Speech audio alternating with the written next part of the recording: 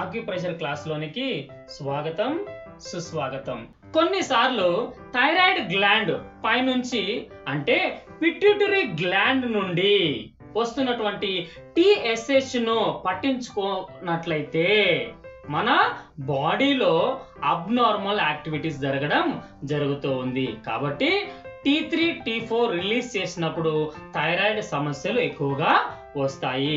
Thyroid uncontrolled గా action చేయడము జరుగుతూ ఉంది.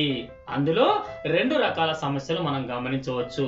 మొదటిది హైపోథైరాయిడిజం, రెండవది హైపర్ థైరాయిడిజం మనము గమనించవచ్చు. సెకండ్ క్వశ్చన్, హైపో థైరాయిడ్ అంటే ఏమిటి, హైపర్ థైరాయిడ్ అంటే ఏమిటో ఇప్పుడు మనం తెలుసుకుందాము. హైపో థైరాయిడ్ అంటే ఏమిటి? 90% మందిలో ఉన్న థైరాయిడ్ హైపో థైరాయిడిజం అంటే థైరాయిడ్ అండర్ యాక్షన్ లో ఉన్నట్లుగా గుర్తించాలి.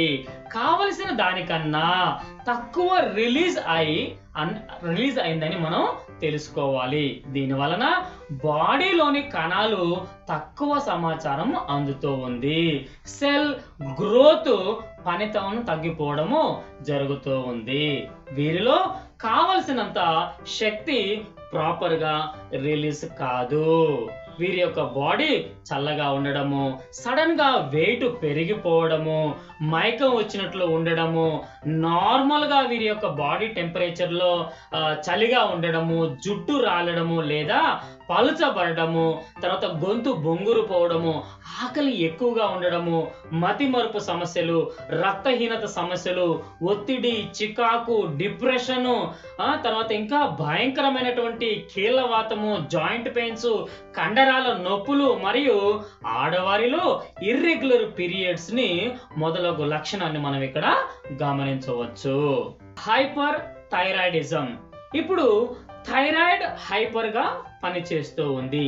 T3 T4 హార్మోన్ కావలసిన దానికన్నా ఎక్కువగా రిలీజ్ చేస్తూ ఉంది. బాడీలోని సెల్ కి ఎక్కువ ఇన్స్ట్రక్షన్స్ ఇవ్వడం వలన మెటబాలిజంలో శక్తి ఎక్కువగా ఉత్పత్తి చేస్తూ ఉంది.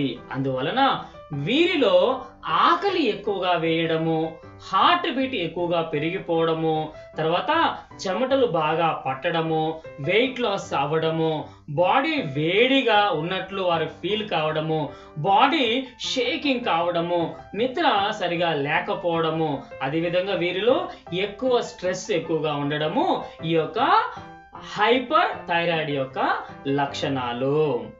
అదేవిధంగా వీరిలో ఎక్కువ స్ట్రెస్ ఎక్కువగా ఉండడము ఈ యొక్క హైపర్ థైరాయిడ్ యొక్క లక్షణాలు.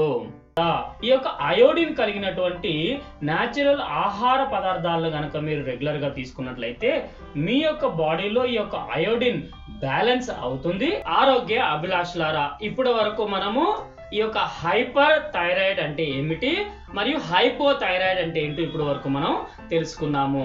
మరి నెక్స్ట్ క్లాస్ లో మనము ఈ యొక్క గాయిటర్ అంటే ఏమిటి మరియు థైరాయిడ్ లో వచ్చేటటువంటి కొన్ని రకాల సమస్యలు మరియు థైరాయిడ్ హార్మోన్ ని ఆక్యుప్రెషర్ చికిత్సా విధానం ద్వారా ఎలా కంట్రోల్ చేసుకోవాలో మనము నెక్స్ట్ క్లాస్ లో క్షుణ్ణంగా తెలుసుకుందాము. అప్పటి వరకు ఈ యొక్క క్లాస్ లో చెప్పబడేటువంటి ఈ యొక్క హైపో అండ్ హైపర్ థైరాయిడ్ యొక్క యాక్టివిటీస్ ని మరలా వినండి.